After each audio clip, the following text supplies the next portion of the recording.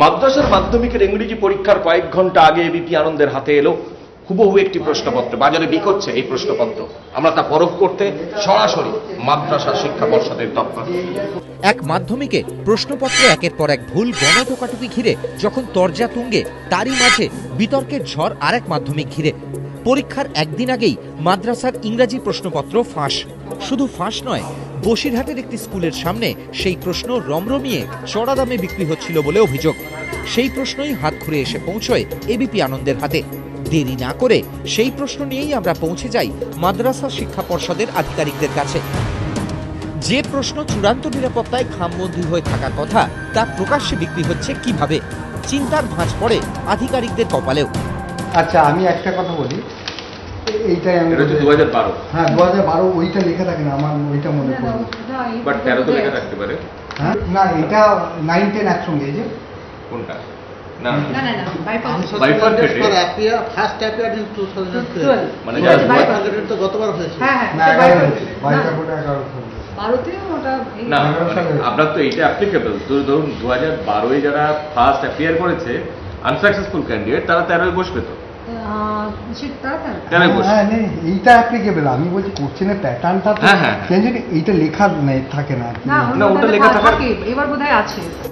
দেরি না করে তড়িঘড়ি ডেকে পাঠানো হয় পর্ষদের অন্যান্য আধিকারিকদের।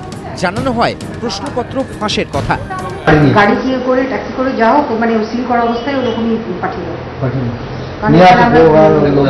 এক্ষুনি কারো, হ্যাঁ, কারণ এখানে রিপোর্ট আছে যে ওটা কোশ্চেন আউট হয়ে গেছে। আমাদের কাছে একটা ডকুমেন্ট হাতে আছে, লোক আছে, টিভির লোকরা আছে, ইমিডিয়েটলি দেখা কলকাতার মধ্যে ওরা আমাদের ওটা চেক করে দিতে হবে, কাউকে বসে আছে আমরা দুজন ছাড়া কতক্ষণ লাগবে? কতক্ষণে আসতে পারবে? প্রায় 40 মিনিট। যত তাড়াতাড়ি হোক, সিল অবস্থায় ওরকমই পাঠিয়ে দেবে। কিছুক্ষণের মধ্যেই আসল প্রশ্নপত্র নিয়ে চলে আসেন আধিকারিকরা। প্রশ্ন নিয়ে কালো কাচের ঘরে ঢুকে যান তারা। আমরা দেখে নিই আগে, না মিলিয়ে তো আপনাদের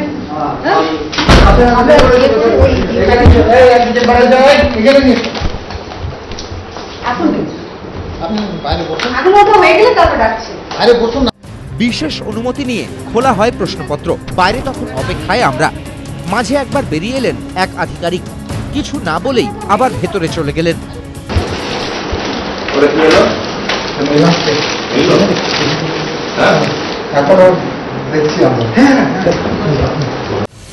শেষমেশ অপেক্ষার অবসান। কাঁচের ঘর থেকে একে একে বেরিয়ে এলেন আধিকারিকরা। কিছুক্ষণ আগে পর্যন্ত যারা বিষয়টিকে ততটা পাত্তা দিচ্ছিলেন না, তাদের মুখের অভিব্যক্তি তখন একেবারে পাল্টে গেছে। এবিপি আনন্দ এই কোয়েশ্চেন পেপারটা নিয়ে এসেছিল। তারা বলছে যে সল্টলেকের কোনো একটা জায়গা থেকে এরা পেয়েছে প্রশ্নটা। এটা শীঘ্রই আমরা তদন্ত করব এবং তদন্ত করার পর যথাযথ ব্যবস্থা নেওয়া হবে। পরীক্ষা বাতিল করা হলো। আগামীকাল কোনো পরীক্ষা হবে না। আগামীকাল অর্থাৎ আগামীকাল বৃহস্পতিবার হাই মাদ্রাসা আলিম ফাজিল হাই মাদ্রাসা আলিম ফাজিল, হাই মাদ্রাসার এক্সটার্নাল এবং ফাজিলেরও এক্সটার্নাল ক্যান্ডিডেট আছে। অবশেষে বৃহস্পতিবারের পরীক্ষা বাতিলের সিদ্ধান্ত নেন পর্ষদ আধিকারিকরা। মহাকর্মে বৈঠক করে জানান পরীক্ষা হবে 12ই মার্চ। অনিবার্য প্রশাসনিক কারণের জন্য পশ্চিমবঙ্গ মাদ্রাসা বোর্ডের অধীনে হাই মাদ্রাসা ও আলিম যে ইংরাজি পরীক্ষা আগামী 7ই মার্চ তারিখ হওয়ার কথা ছিল, তা আগামী 12ই মার্চ একই সময়ে একই সেন্টারগুলোতে অনুষ্ঠিত হবে। কিন্তু গুরুত্বপূর্ণ, পরীক্ষার আয়োজনে এই ব্যর্থতার দায় কার? উত্তর মেলেনি। তাই প্রশ্নটা থেকেই যাচ্ছে। ক্যামেরায় কিশোর মালাকারের সঙ্গে কৃষ্ণেন্দু অধিকারী, এবিপি আনন্দ, কলকাতা।